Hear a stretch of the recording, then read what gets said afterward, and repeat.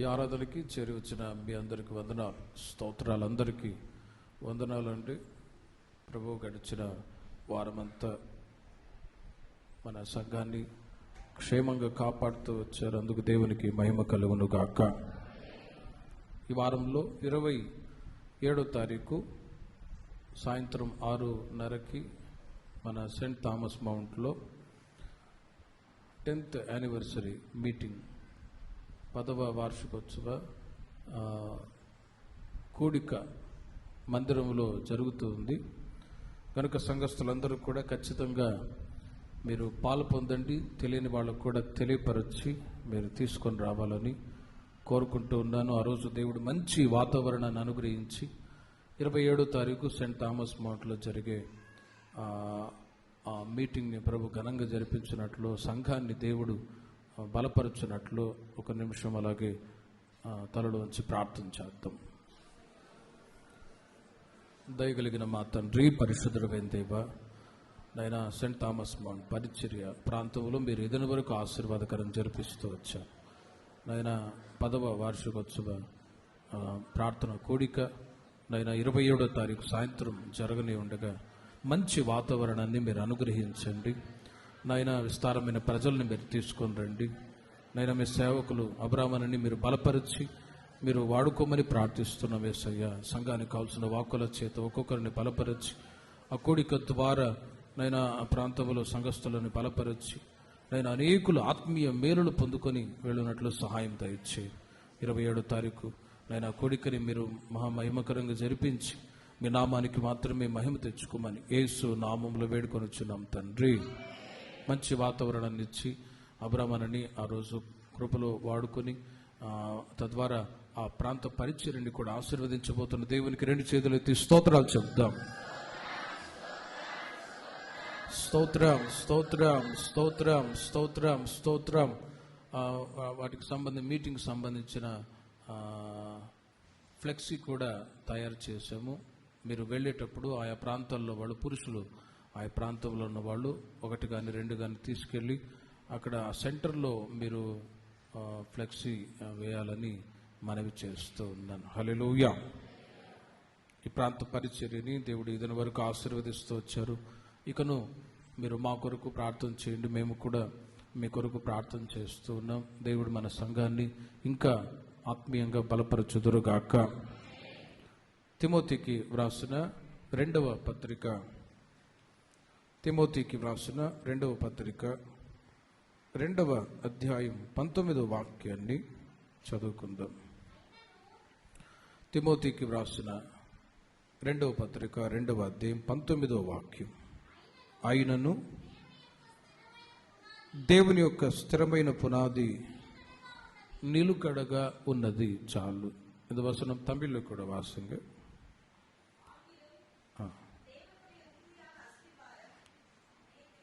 ఉర్మయాన అస్థివారం. Okay. దేవుని యొక్క స్థిరమైన పునాది నిలుకడగా ఉన్నది. చదవబడిన ఆ వాక్య భాగంలో అపోస్తలుడైన పౌలు తిమోతికి చాలా విషయాలు సంఘాన్ని గురించి చెబుతూ ఈ మాట కూడా వారికి తెలియచేస్తూ ఉన్నాడు. సంఘములో దేవుని ప్రజలైన వాళ్ళందరూ కూడా వస్తూ ఉండగా ఈ తిమోతి సేవకుడు చిన్న సేవకుడు కాబట్టి పెద్ద సేవకుడైనటువంటి అపోస్తలుడైన పౌలు సంఘములో దేవుని ప్రజలు ఎలాగ ప్రవర్తించాలో, ఏ విధమైనటువంటి క్రమాలు ఉండాలో అవన్నీ నీవు సంఘానికి తెలియచేయమని చెప్పి ఆ 2 పత్రికల్లో చాలా విషయాలు తిమోతికి తెలియచేస్తూ ఉన్నారు. సంఘం దేవుడు తన స్వరక్తమిచ్చి కొనబడినటువంటి సంఘం. సంఘం అంటే మనమే సంఘమై ఉన్నాం. దేవుడు మిమ్మల్ని తన స్వరక్తమిచ్చి యేసయ్య కొన్నాడు మనల్ని. హల్లెలూయా. ఆయన విలువైన రక్తాన్ని మన కొరకై దారపోసి ఆ రక్తాన్ని క్రయధనముగా మన కొరకు చెల్లించి మనల్ని కొన్నాడు. మనము యేసయ్య సొత్తై ఉన్నాం. మీరు సాధారణమైన ప్రజలు కాదు, దేవుని చేత కొనబడిన వాళ్ళు అని బైబిల్ చెప్తూ ఉంది. రక్షించబడి బాప్తిసం తీసుకొని సంఘ సహవాసానికి మీరు చాలా సంవత్సరాలుగా వస్తూ ఉన్నారు. సంఘములో దేవుని ప్రజలైన వాళ్ళు ఎలా ప్రవర్తించాలో, ఎలా బ్రతకాలో అవి కూడా చాలా విషయాలు మీరు తెలుసుకుంటూ వచ్చారు. తిమోతితో కూడా ఆ విషయాలే ఆ పత్రికల్లో తెలియచేస్తూ ఉన్నారు. కానీ ముఖ్యమైన విషయం ఏంటంటే, దేవుని యొక్క స్థిరమైన పునాది నిలుకడగా ఉన్నది అని అంటాడు. పునాది, ఫౌండేషన్ అనే అంశం మీద ఈ పూట మీకు వాక్యాన్ని తెలియచేస్తూ ఉన్నాను. ప్రేమిన వారలారా, దేవుని యొక్క స్థిరమైన పునాది నిలుకడగా ఉన్నది. దేవుని యొక్క స్థిరమైన పునాది. మనం ఆరాధించుచున్న దేవుడు ఆయన జీవము కలిగిన వాడు. మనమేదో ప్రతి వారం రాతి బొమ్మనో లేక బంగారు బొమ్మనో ఇక్కడ పూజించి ఆరాధించి వెళ్ళట్లేదు. జీవము కలిగిన, మరణాన్ని జయించి తిరిగి లేచిన ఆ పునరుత్థానుడైన యేసుక్రీస్తుని మనం ఆరాధించి ఇక్కడి నుంచి వెళ్తూ ఉన్నాం. కనుక ఈ యొక్క పునాది ఇది స్థిరమైనది, జీవము కలిగినది. హల్లెలూయా. లోకములో ఎన్నో దేవుళ్ళు అని పిలువబడే వాళ్ళు ఉన్నారు. కానీ మనము రాతి బొమ్మనో మూగ బొమ్మనో మనం మొక్కి ఇక్కడి నుంచి వెళ్ళట్లే. ప్రేమిన వారలారా, దేవుని యొక్క స్థిరమైన పునాది నిలుకడగా ఉన్నది. ఈ పునాదిని గురించి మనం ఆలోచించినట్లయితే అక్షరీకంగా పునాదులు వేస్తూ ఉంటారు. ఒక ఇల్లు కట్టుకోవాలన్నప్పుడు దాని యొక్క పునాది చాలా గట్టిగా ఉండాలి, స్టాండర్డ్గా ఉండాలి. పునాది సరిగ్గా లేకపోతే ఆ ఇల్లు ఏమవుతుంది? పాడైపోతుంది. అందుకే యేసుక్రీస్తు వారు ఆయన తెలియచేసిన మాట, ఇసుక మీద ఇల్లు కడితే అది నిలుస్తూ ఉందా? బండ మీద ఇల్లు కడితే ఆ ఇల్లు స్థిరంగా ఉంటుంది. కానీ ఇసుక మీద కట్టబడినటువంటి ఇల్లు అది కూలబడిపోతుంది గాలి వచ్చినప్పుడు. పునాది దేవుని ప్రజల జీవితాల్లో కూడా చాలా స్థిరంగా ఉండాలి అని బైబిల్ తెలియచేస్తుంది. దేవుని యొక్క స్థిరమైన పునాది అది నిలుకడగా ఉన్నది. మనము నిజమైన దేవుని ఆరాధిస్తూ ఉన్నాం. ఆత్మ సంబంధమైన అనుభవాలను కొనసాగుతూ ఉన్నాం. అందరూ ఆరాధన చేసుకుని వెళ్తూ ఉన్నారు, పూజలు పునస్కారాలు చేస్తూ ఉన్నారు. మనము అలాగే అని కానే కాదు. We are separated peoples from other people. అన్య జనుల్లో నుండి దేవుడు మనల్ని ఏర్పాటు చేసి జీవము కలిగిన దేవుని ఆరాధిస్తూ ఉన్నాం. ఈ ఆరాధన, ఈ యొక్క ఆత్మ సంబంధమైన అనుభవాల ద్వారా దేవుడు మనకు నిత్య రాజ్యాన్ని అనుగ్రహించుదురుగాక. మన యొక్క గోల్, మన యొక్క టార్గెట్ ఏంటంటే దేవుని యొక్క రాజ్యాన్ని స్వతంత్రించుకోవడమే మన యొక్క గురి. అది దేవుడు కూడా కోరుకుంటూ ఉన్నాడు. అందుకే దేవుడు మిమ్మల్ని ప్రతిసారి దేవుని యొక్క సన్నిధికి తీసుకొచ్చి దేవుని వాక్యము చేత మిమ్మల్ని బలపరుస్తూ ఉన్నాడు. దేవుని యొక్క స్థిరమైన పునాది అది నిలుకడగా ఉన్నది. అన్షేకబుల్. ప్రేమిన వారలారా, 11వ కీర్తన 3వ చరణంలో మనం గమనించినట్లయితే దేవుని యొక్క స్థిరమైన పునాది అది నిలుకడగా ఉన్నది. అయితే నీతిమంతులు కూడా 11వ వాక్యం, 11వ అధ్యాయం 3వ వాక్యం, పునాదులు పాడైపోగా నీతిమంతుడు ఏమి చేయును? ప్రేమిన వారలారా, యేసుక్రీస్తు పరలోకములో తండ్రి కుడిపార్శ్వమున ఆసీనుడై ఉన్నాడు. ఆ యొక్క నివాసాన్ని ఎవరు కదిలించలేరు. అన్షేకబుల్. ఆయన పునాది స్థిరమైనది, అది నిలకడగా ఉన్నటువంటి అనుభవం. ఈ భూమి ఇది ఎప్పటికైనా ఒక రోజున శిథిలమైపోయేది. ఇంకా మీకు అర్థమవ్వాలంటే యేసుక్రీస్తు వారు ఆయన తండ్రి కుడిపార్శ్వమున నివాసం చేస్తూ ఉన్నాడు అత్యున్నత సింహాసనం మీద. ఆయన నివాసం చేస్తున్నటువంటి అక్కడ ఉన్నటువంటి ఆ పట్టణము, దానికి వేయబడిన పునాదులు అవి స్థిరమైనవి, నిలుకడగా ఉన్నవి. హల్లెలూయా. ఆ పట్టణములో ఇదిగో మనల్ని కూడా దేవుడు చేర్చడానికే ఈ ఆత్మ సంబంధమైన అనుభవాలను దేవుడు నడిపిస్తూ ఉన్నాడు.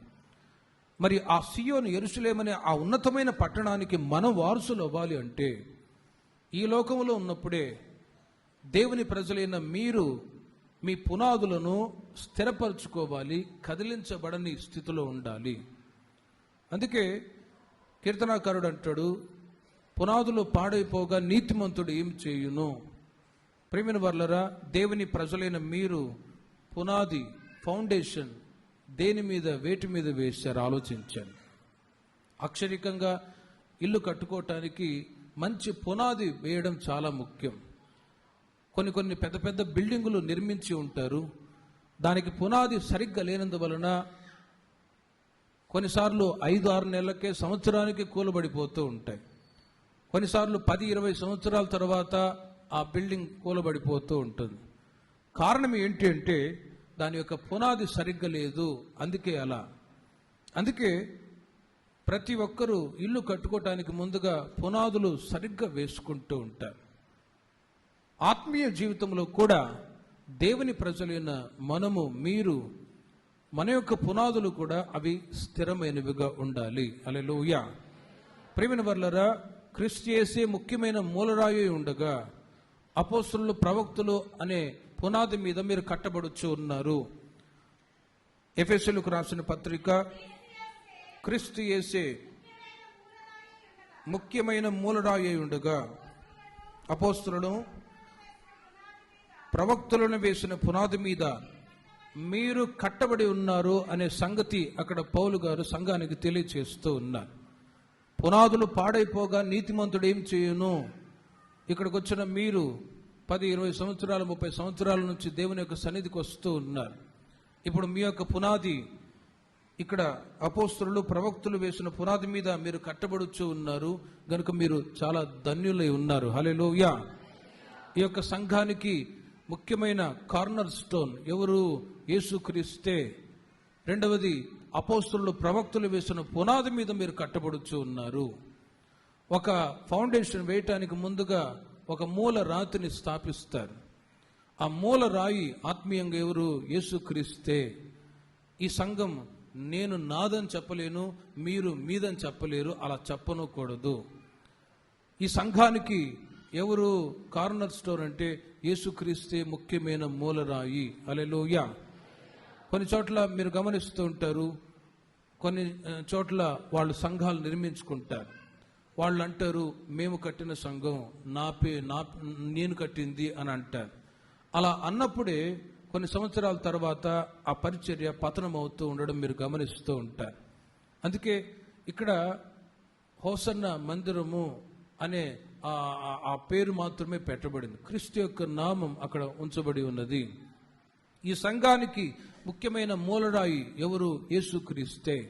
యేసన్న గారు అందుకే చెప్పేవారు, ఇది నేను కట్టింది కాదు, నా ద్వారా దేవుడు స్థాపించింది అని. హల్లెలూయా. గనుక ఇది కడవరకు రాకడ వరకు పరిచర్య ఇలాగే కొనసాగుతూ ఉందని ఎన్నో మాటలు వారు మాతో చెప్తూ వచ్చారు. ఆ మాటలు మీతో కూడా తెలియచేస్తూ ఉన్నాం. ప్రియమైన వర్లరా, ఈ సంఘానికి మీరు ఎంతో సహకరించి ఉండవచ్చు, పరిచర్యలో పాల్పొంది ఉండవచ్చు. ఇక్కడ ఉన్నటువంటి ఈ బెనిఫిట్స్ మీరు అనుభవిస్తున్నారు కాబట్టి ఇది నాది లేకపోతే నాది అని నేను చెప్పడానికి అవకాశం ఏమాత్రం లేదు. ఈ సంఘానికి ముఖ్యమైన మూలరాయి ఎవరు? యేసుక్రీస్తే. హల్లెలూయా. అందుకే ప్రతిసారి పాటలు పాడేటప్పుడు క్రీస్తు యొక్క నామాన్ని గణపరుస్తాం, సాక్ష్యాలు చెప్పేటప్పుడు క్రీస్తు యొక్క నామాన్ని గణపరుస్తూ ఉంటాం, ఆరాధన చేస్తూ ఉన్నప్పుడు క్రీస్తు యొక్క నామాన్ని గణపరుస్తూ ఉంటాం. ప్రసంగం చెప్పినా దేవుని యొక్క నామమే గణపరచబడును గాక. ప్రతి అనుభవంలో క్రీస్తునే మనం గణపరుస్తూ ఉంటాం. క్రీస్తును గణపరచకపోతే పొరుగులు బట్టి చచ్చిపోయే పరిస్థితులు ఎదురవుతాయి అని బైబిల్ చెప్తూ ఉంది. హేరోదు సభా మందిరము ఎదుట, సమాజం ఎదుట నిలవబడి ఉపన్యాసం చేస్తూ ఉంటే కొందరు ఇది దేవుని స్వరమే కాదు మానవుని స్వరం అని చెప్పి, దేవుని స్వరము అని చెప్పి ఘనపరిచినప్పుడు ఆ రాజు ఆ ఘనతని తాను తీసుకున్నట్టు చేత వెంటనే పురుగులు పడి చచ్చిపోయినట్లుగా బైబిల్లో రాయబడి ఉంది. కనుక అలాంటి పరిస్థితి మన జీవితంలో రాకుండా ఉండ నిమిత్తమే ప్రతిసారి యేసయ్య నామాన్ని మనం గణపరుస్తూ ఉంటాం. దేవునికి మహిమ కలుగును గాక. మనుషులని గణపరిచే అనుభవాలు ఇక్కడ ఉండవండి. ఎందుకంటే ఈ స్థిరమైన పునాది ఇది నిలుకడగా ఉన్నది. క్రీస్తు యొక్క దేవుని యొక్క పునాది అది నిలుకడగా ఉన్నది. దేవుని ప్రజలైన వాళ్ళు కూడా మీ యొక్క పునాది క్రీస్తు మీదే కట్టుకోవాలి, వీళ్ళ మీద కట్టుకోకూడదు. ప్రియమైన వర్లరా, ఈ రోజుల్లో ఒక కదలించబడని జీవితాన్ని దేవుని ప్రజలు చేయగలగాలి. అన్షేకబుల్, కదిలించబడే ఒక జీవితం కాదు, కానీ కదిలించబడని జీవితాన్ని దేవుని ప్రజలు చేయాలి. అందుకే దేవుని ప్రజలైన మిమ్మల్ని ప్రతిసారి దేవుని యొక్క సన్నిధి తీసుకొస్తూ ఉన్నారు. మీరు ఏ పునాది మీద కట్టబడి ఉన్నారు అంటే మీరు గుర్తెరగాలి, క్రీస్తు మీదే. క్రీస్తు యేసే ముఖ్యమైన మూలరాయి ఉండగా అపోస్తలులు ప్రవక్తలు వేసిన పునాది మీద మీరు కట్టబడుచు ఉన్నారు. చాలా సంవత్సరాల క్రితం దైవ సేవకులు వచ్చి ఇక్కడ ఈ స్థలాన్ని చూసి వాళ్ళు చెప్పినప్పుడు ఈ స్థలంలో మందిరం కట్టబడింది. అపోస్తలులు ప్రవక్తలు వేసిన పునాది మీద మీరు కూడా కట్టబడుచు ఉన్నారు అనే ఆ సత్యాన్ని మీరు ఎరిగి ఈ సంఘ సహవాసంలో మీరందరూ స్థిరపరచబడుదురుగాక, నిలకడగా మీరు ఉందురుగాక. ఎన్ని సంవత్సరాలు గడిచినా మీరు సంఘ సహవాసంలో స్థిరపరచబడి ఆధ్యాత్మిక జీవితంలో అభివృద్ధి చెందుతూ ఉండాలి. అప్పుడే ఒక రోజున కదిలించబడని రాజ్యములో మనమందరము ఉండటానికి దేవుడు సహాయము చేయునుగాక. ప్రేమైన వారలారా, దేవుని యొక్క స్థిరమైన పునాది నిలకడగా ఉంది గనుక నీతిమంతులైన మీరు దేవుని సన్నిధిలో మన యొక్క పునాదులను కూడా ఈ రోజుల్లో స్థిరపరచుకోవాలి. పునాదులు గట్టిగా ఉంటే అవి పాడైపోవటానికి అవకాశం లేదు. ఇంకా మీకు అర్థం అవ్వాలంటే చాలా సంవత్సరాల నుంచి దేవుని యొక్క మందిరానికి వచ్చేవాళ్ళు మరలా ఇక్కడ నుంచి వెళ్ళిపోవటానికి ఇప్పుడు కూడా ఇష్టపడారండి. నాకు తెలిసిన ఒక సహోదరుడు ఉన్నాడు. ఆయన ఓ చిన్న కారణాన దేవుని యొక్క మందిరాన్ని విడిచిపెట్టి వెళ్ళిపోయాడు. పునాది దెబ్బతిన్నది. నేను ఆ ప్రాంతానికి వెళ్ళి పలకరిస్తే మరలా మందిరానికి వచ్చి కుటుంబ సమేతంగా వాళ్ళు ప్రభువుని ఆరాధిస్తూ వచ్చారు. ఆయన అంటాడు, అన్న మన మందిరంలో ఉన్నంత ఆత్మ సంబంధమైన సంతోషం వేరే ఎక్కడ దొరకదన్నా అని అంటాడు. దేవునికి మహిమ కలుగును గాక. ఇక్కడ ఓ 10-15 సంవత్సరాలు సంఘ సహవాసంలో ఉండి పునాది ఇక్కడ వేయబడి ఆత్మీయంగా అభివృద్ధి చెందుతున్న వాళ్ళు మరలా వేరే చోట ఉండాలన్నా ఉండలేని పరిస్థితి రోజుల్లో కలుగుతుంది. కారణం ఏంటంటే ఇక్కడ క్రీస్తు యేసే ముఖ్యమైన మూలరాయి. అపోస్తలులు ప్రవక్తలు వేసిన పునాది మీద మీరు కట్టబడుచు ఉన్నారు. కాబట్టి ఇక రాబోయే రోజుల్లో కూడా అన్షేకబుల్, కదలించబడని జీవితాన్ని దేవుని ప్రజలైన మీరు చేయుదురుగాక. 10 సంవత్సరాలు, 15 సంవత్సరాలు, 20 సంవత్సరాలు ఒక విశ్వాసిగా ఉండి కదిలించబడే అనుభవములు కాకుండా అన్షేకబుల్, కదిలించబడిన ఒక జీవితాన్ని దేవుని ప్రజలు చేయాలి. మరి అలాంటి ఒక జీవితాన్ని దేవుని ప్రజలు చేయాలంటే మనం ఎలా బ్రతకాలి? ఒక 4 విషయాలు క్లుప్తంగా మీకు అర్థమయ్యేటట్లు మీకు తెలియచేస్తాను. ప్రేమిన వర్లరా, కదలించబడని జీవితము చేయుటకై దేవుడు మనలో ఎదురు చూచుచూ ఉన్నారు. దీనికి కావలసిన నిబంధనలు కొన్ని గైకొనాలి. కొందరు ఊరకయే దేవుని మీద ఉంచిన విశ్వాసంలో నుండి తొలగిపోతూ ఉన్నారా అనంటే దానికి కొన్ని కారణాలు ఉంటాయి. కానీ దేవునితో కొన్ని నిబంధనలు చేసుకున్నప్పుడు వాళ్ళు ఎన్నడూ కదిలించబడరు. తుఫాను లాంటి కొన్ని శ్రమలు, కష్టాలు ఎదురవుతూ ఉంటాయి. ఆత్మీయ జీవితంలో వీళ్ళు సంఘములో నిలబడతారా లేదా అనే కొన్ని పరీక్షలు కూడా ఎదురవుతూ ఉంటాయి. అలాంటి పరిస్థితుల్లో మీరు ఏ మాత్రం కదిలించబడకుండా స్థిరులై మీరు ఉందురుగాక. ఓ కదిలించబడిన జీవితాన్ని దేవుని ప్రజలు ఎప్పుడు చేయగలుగుతారు అంటే ప్రేమిన వర్లరా, సామెతల గ్రంథం 10వ అధ్యాయము 25వ వాక్యాన్ని మీరు గమనించండి. నీతిని మొట్టమొదట ధరించాలి, అప్పుడు కదిలించబడిన జీవితాన్ని దేవుని ప్రజలు చేయగలరు. సుడిగాలి వీచగా భక్తిహీనులు లేకపోదురు, నీతిమంతుడు నిత్యము నిలుచు కట్టడవలే ఉన్నాడు. గమనించండి, సుడిగాలి వీచగా భక్తిహీనుడు లేకపోవును, నీతిమంతుడు నిత్యము నిలుచు కట్టడము వలె ఉన్నాడు. ఓ కదలించబడిన జీవితం దేవుని ప్రజలు చేయగలగాలి. ఒక 5 సంవత్సరాలు 10 సంవత్సరాలు భక్తిగల జీవితాన్ని చేసిన ఒక వ్యక్తి ఉన్నాడు. ఆయన ఒకసారి తిరుపతికి వెళ్ళి గుండు గీయించుకొని వచ్చాడు. ఏంటండి బ్రదర్, మీరు మంచి విశ్వాసి కదా, ఇలా ఎందుకు మారిపోయారంటే నాకే అర్థం కావట్లేదు, శోధనలు వచ్చాయి అని అంటాడు.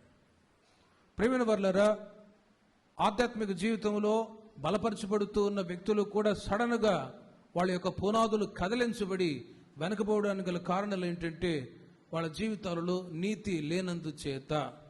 భక్తిలో కొనసాగుతూ ఉంటారు, కానీ భక్తిహీనత ప్రవేశించినప్పుడు వాళ్ళ జీవితాలలో ఆ నిత్యము నిలిచి అనుభవంలో ఉండలేని పరిస్థితుల్లో ఉంటారు. బైబిల్ చెప్తూ ఉంది, సుడిగాలి వీచగా భక్తిహీనుడు లేకపోవును, నీతిమంతుడు నిత్యము నిలుచు కట్టడము వలె ఉన్నాడు. మనము గతములో భక్తి లేని అనుభవములో ఉన్నాం. చీకటిలో ఉన్నవాళ్ళం, పాపములో ఉన్నవాళ్ళం, by the grace of God ఇదిగో ఈ సత్తువ కలిగిన సంఘానికి ప్రభు తీసుకొని వచ్చారు. చప్పట్లు కొట్టండి గట్టిగా.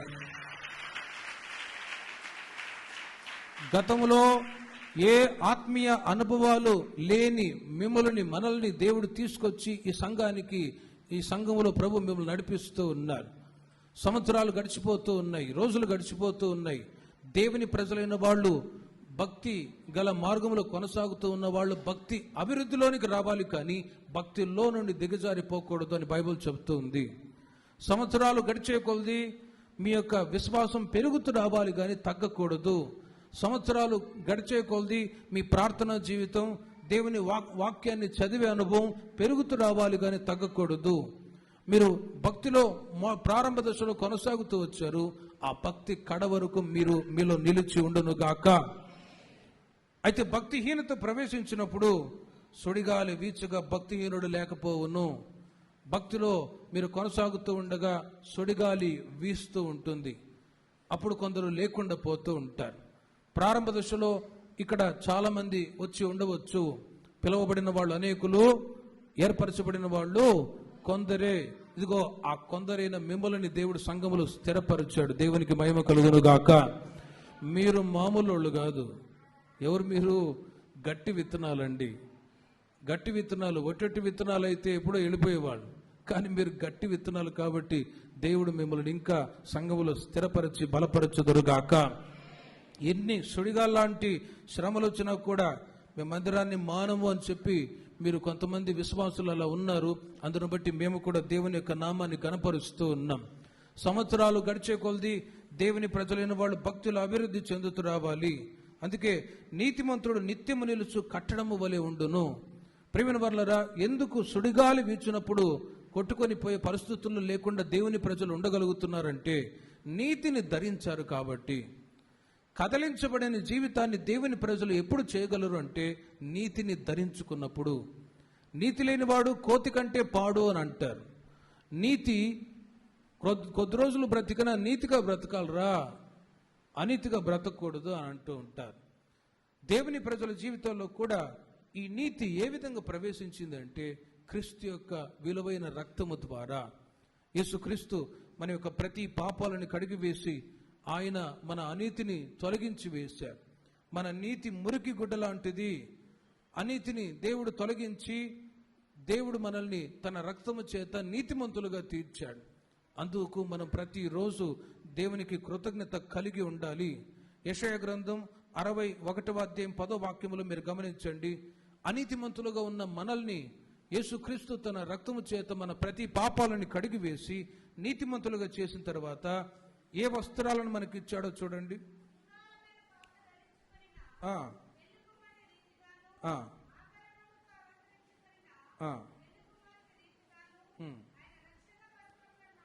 ఆయన రక్షణ వస్త్రములను నాకు ధరింపచేసి ఉన్నాడు, నీతి అనే పైబట్టని నాకు ధరింపచేసి ఉన్నాడు. గమనించండి ప్రియమైన వారలారా, నీతి అనే పైబట్ట, రక్షణ అనే వస్త్రాన్ని ధరింపచేసి ఉన్నాడు. మన నీతి మురికి గుడ్డ లాంటిది, కానీ ఈ రోజున రైచియస్నెస్ పీపుల్, నీతిమంతురాలుగా దేవుని సన్నిధిలో నీవు కదిలించబడిన జీవితాన్ని చేయగలుగుతున్నావంటే దేవుడు నీకు రక్షణ అనే వస్త్రాన్ని ధరింపచేశాడు కాబట్టి. హల్లెలూయా. నీతి అనే పైబట్ట నీకు ధరింపచేశాడు కాబట్టి నీవు కదిలించబడిన జీవితాన్ని చేయగలుగుతూ ఉన్నావు. ప్రియమైన వర్లరా, ఒక్కసారి మీరు ఆలోచించండి. యేసుక్రీస్తును అంగీకరించిన ప్రారంభ దశలోనే ఆ రక్షణ అనే వస్త్రాన్ని దేవుడు మీకు ధరింపచేశాడు. సంవత్సరం రాగానే, క్రిస్మస్ రాగానే ఒక డ్రెస్సు, ఈస్టర్ పండుగ రాగానే ఇంకొక డ్రెస్సు, మార్చి క్రొత్తగా కొంటూ ఉంటాం. పండక్కి కూడా ఎవరైనా కొత్త డ్రెస్సులు, పాత డ్రెస్సులే వేస్తారా? లేదు. దాన్ని ఏదైనా సెకండ్ హ్యాండ్లకి సేల్ చేసో లేకపోతే ఎవరికైనా ఇచ్చో ఇంకో డ్రెస్ కొంటాం. ప్రతి పండక్కి క్రొత్త వస్త్రాలు ధరించుకుంటూ ఉంటాం. ఆత్మీయ జీవితంలో కూడా యేసుక్రీస్తు మీరు మీ యొక్క స్పిరిచువల్ గ్రోత్ని బట్టి, ఆత్మీయ ఎదుగుదలను బట్టి ఆయా సందర్భాల్లో దేవుడు మీకు క్రొత్త వస్త్రములను ఇచ్చుదురుగాక. మీరు ఒక్కొక్క మెట్టు ఎక్కే కొలది దేవుడు క్రొత్త క్రొత్త వస్త్రాలను మీకు అనుగ్రహిస్తాడు. ఇవి ఆత్మీయంగా చెప్తున్నాను ప్రేమైన వర్లరా. భౌతికంగానైతే వస్త్రాలు ఏ ఒక్కరికి కొరత లేదు, సమృద్ధిగా వస్త్రాలు ఉంటాయి. ఓ సహోదరుడు అంటాడన్నా, M&M షాపులో ఏ క్రొత్త బ్రాండెడ్ వస్త్రం వచ్చినా కూడా ఆ ఓనర్ ఫోన్ చేస్తాడు, సార్ క్రొత్త వస్త్రాలు వచ్చాయి కొంటారా? ఎంత? 10,000 ఒక జత, కొంటాను అని అంటాడు. ఆ వస్త్రాల కొరత లేదు, కానీ ఆత్మీయ జీవితంలో నీతి అనే ఆ పైబట్ట, రక్షణ అనే వస్త్రం పోకుండా మీరు కాపాడుకుందరు గాక. దేవుడు మీకు ఇచ్చిన ఆ రక్షణ వస్త్రం, నీతి అనే పైబట్ట ఏమాత్రం సాతానుడు దొంగిలించకుండా నీతిలో నా దేవుడు మిమ్మల్ని స్థిరపరచుదురుగాక. ప్రేమైన వర్లరా, నీతిని మీరు ధరించుకొని ఉన్నారు కాబట్టి ఓ కదిలించబడిన జీవితాన్ని దేవుని ప్రజలైన మీరు చేయగలుగుతూ ఉన్నారు. దానియేలు గ్రంథం 3వ అధ్యాయం 21వ వాక్యాన్ని ఉదాహరణగా మీకు తెలియచేస్తాను. షద్రక్ మేషక్ అబేద్నెగోలు కూడా వాళ్ళు నీతి అనే పైబట్ట, రక్షణ అనే వస్త్రాన్ని దేవుడు వారికి ధరింప చేశాడు కాబట్టి, జీవము కలిగిన దేవుణ్ణి వాళ్ళు పూజిస్తూ ఉన్న వాళ్ళు కాబట్టి, అగ్నిగుండములు వేయబడ్డా కూడా ఏం జరిగిందో చూడండి. నిలువటంగీలను, పై వస్త్రములను, వారు వారి అంగీలను, నిలువటంగీలను, పై వస్త్రములను, తక్కిన వస్త్రములను తీయకయే ఉన్న పాటున ముగ్గురిని వేడిమి కలిగి మండుచున్న ఆ గుండము నడుమ పడవేసిరి, అయినా కూడా వారి వస్త్రములు కాలిపోలేదు. హల్లెలూయా. ప్రేమైన వర్లరా, షద్రక్ మేషక్ అబేద్నెగోలు వాళ్ళు నీతి అనే వస్త్రాన్ని ధరించుకున్న వాళ్ళు. వాళ్ళు అంటారు, మా ప్రాణం పోయినా సరే మేము ఆరాధించుచున్న మా దేవుణ్ణి మేము వదిలిపెట్టము, నీవు ప్రతిష్ఠించిన బంగారు ప్రతిమకి పొరపాటున మేము నమస్కారము చేయము అని చెప్పి వాళ్ళు తెగించి ఆ మాటలు చెప్పగలుగుతూ ఉన్నారు. కారణం ఏంటో తెలుసునా? నీతి వస్త్రాలు వారికి దేవుడు ధరింప చేసి ఉన్నాడు. దేవునికి మహిమ కలుగునుగాక.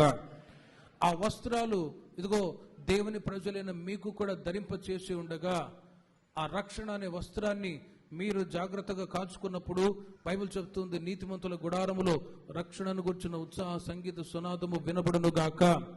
మీ కుటుంబాలలో సంతోషము, సమాధానము ఇంకను నిత్యము నిలిచి ఉండునుగాక. మీ నీతిని బట్టే నా దేవుడు ఇంకా మీరు కోరుకున్నవన్నీ అనుగ్రహించునుగాక. మీ నీతిని బట్టి మీ పనులన్నిటినీ, మీ చేతుల కష్టార్జితాన్ని మీరే అనుభవించినట్లు నా దేవుడు చేయుదురుగాక. నీతిమంతులు ఆశించినది వారికి దొరకును అని బైబిల్ చెప్తుంది. You are the righteousness people. మీరు నీతిమంతురాలవు, నీవు నీతిమంతుడవు కాబట్టి దేవుడు మీ పనులని, మీ యొక్క ఉద్యోగాలని ఆశీర్వదిస్తూ ఉన్నారు. ఇంకా నా దేవుడు ఆశీర్వదించునుగాక. అయితే ప్రేమైన వర్లరా, ముందుగా మీతో చెప్పినట్లుగా సంవత్సరాలు గడిచే కొలది అనీతికి, భక్తిహీనతకి ఎక్కడ మీరు చోటు ఇవ్వకూడదు. అందుకే దేవుడు ఎఫెసీయులకు రాసిన పత్రిక 6వ అధ్యాయం 14వ వాక్యములో సత్యమనే దట్టి నడుమునకు నీతి అనే మైమరువు ఆయన తొడిగింప చేశాడని బైబిల్లో వ్రాయబడి ఉంది. మీ నడుమునకు సత్యమనే దట్టి కట్టుకొని నీతి అనే మైమరువు తొడుగుకొని. చాలు గమనించండి, ఎఫెసు సంఘానికి పౌలు గారు తెలియచేస్తూ ఉన్నారు, మీరు పోరాడున్నది ఆకాశ మండలమందున్న దురాత్మల సమూహంతో పోరాటం ఉంది. ఒకటి, షద్రక్ మేషక్ అబేద్నెగోలు నీతిని ధరించుకున్న వాళ్ళు కాబట్టి వాళ్ళు అగ్నిగుండంలో వేయబడ్డా కూడా వాళ్ళకి కీడు కలగలేదు. క్రొత్త నిబంధన కాలంలో ఎఫెసు సంఘానికి పౌలు గారు తెలియచేస్తారు, మీరు పోరాడున్నది శరీరులతో కాదు, ఆకాశ మండలం అందున్న దురాత్మల సమూహంతో మీకు పోరాటం ఉంది. ఉదాహరణకి ఒకసారి నా దగ్గరికి ఒక సహోదరుడు వచ్చాడు. ఆయనకి ఇంకొకళ్ళకి గొడవ వచ్చింది. గొడవ వస్తే ఆ సహోదరుడు అంటాడు, అనా గొడ్డలతో నరికితే దెబ్బకు చేస్తాడు. వాడు పెద్ద బాడీ బిల్డర్ లాగా ఉన్నాడు. ఆయన అంటాడు, బాప్టిజం తీసుకున్నాను కాబట్టి, మందిరానికి వస్తున్నాను కాబట్టి నేను ఆ పని చేయలేకపోతున్నాను అంటాడు. ఒకవేళ బాప్టిజం తీసుకోకపోయి ఉంటే, మందిరానికి రాకపోయి నరికేసేవాడు అంతే. చూడండి ప్రియమైన వర్లరా, నీతిని ధరించుకున్నవాడు కాబట్టి పాపం చేయకుండా దేవుడు కాపాడుచూ ఉన్నాడు. దేవునికి మహిమ కలుగునుగాక. నీతిని ధరించుకున్నాడు కాబట్టి ఏ చెడు కార్యము చేయకుండా ఆ మనస్సాక్షి గద్దించినప్పుడు ఆ కీడు, ఆ పాపానికి దూరంగా ప్రజలు ఉండగలుగుతూ ఉన్నారు. బాప్తిజం తీసుకున్నాను కాబట్టి లేకపోతే వాడిని చంపేసేవాడిని అని అంటాడు. ఏడ్చి మౌనంగానే ఉన్నాడు. సహోదరుడా, నీవు భయపడవద్దు, దేవుడే నీ పక్షమై ఉండి యుద్ధం చేస్తాడులే అన్నప్పుడు మౌనంగా ఉండి ప్రార్థన చేసుకుంటూ ఉన్నాడు. ఎదుటి వ్యక్తిని దేవుడే చూసుకొని ఆ కుటుంబంలో దేవుడు సమాధానాన్ని దేవుడు అనుగ్రహించాడు. దేవునికి మహిమ కలుగును గాక.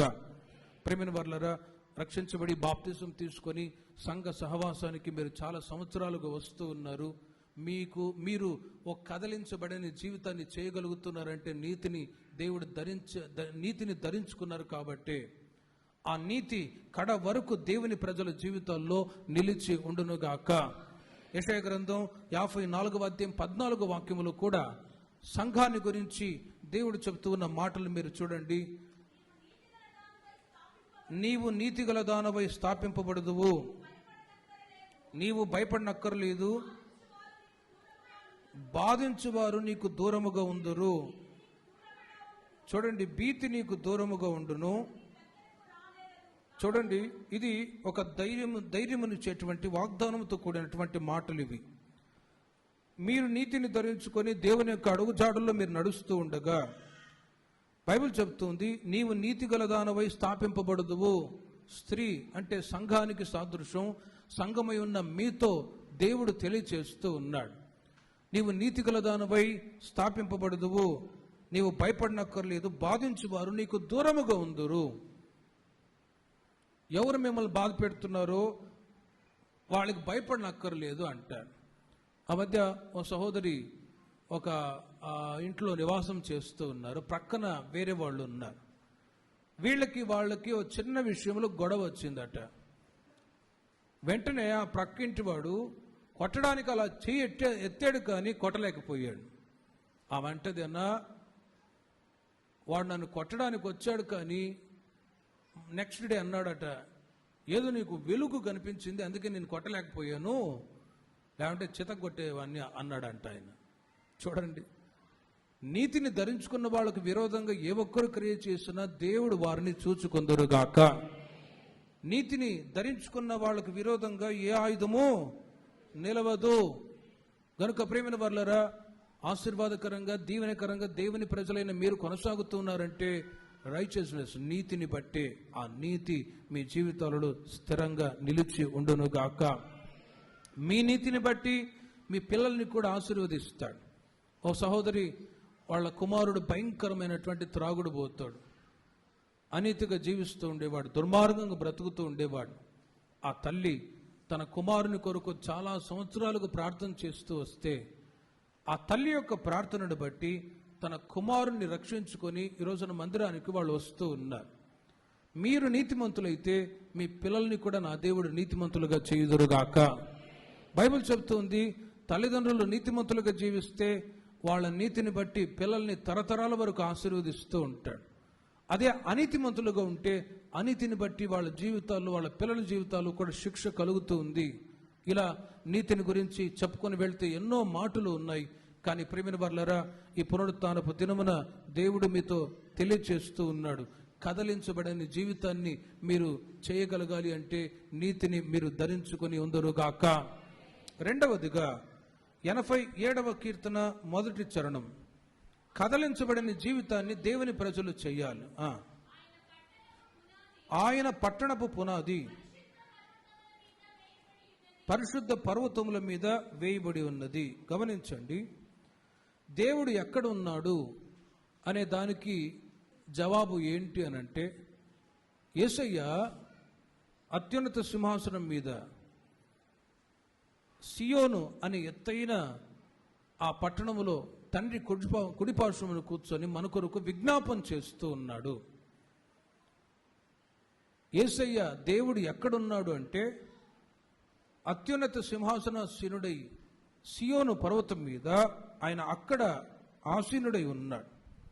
బైబిల్ చెబుతుంది, ఆయన పట్టణపు పునాది పరిశుద్ధ పర్వతం మీద వేయబడి ఉన్నది. ప్రేమైన వర్లరా, ఈ లోకములో వేసే పునాదులు పరలోకములో ఉంటున్న పునాదులు కంపేర్ చేసి చూడండి.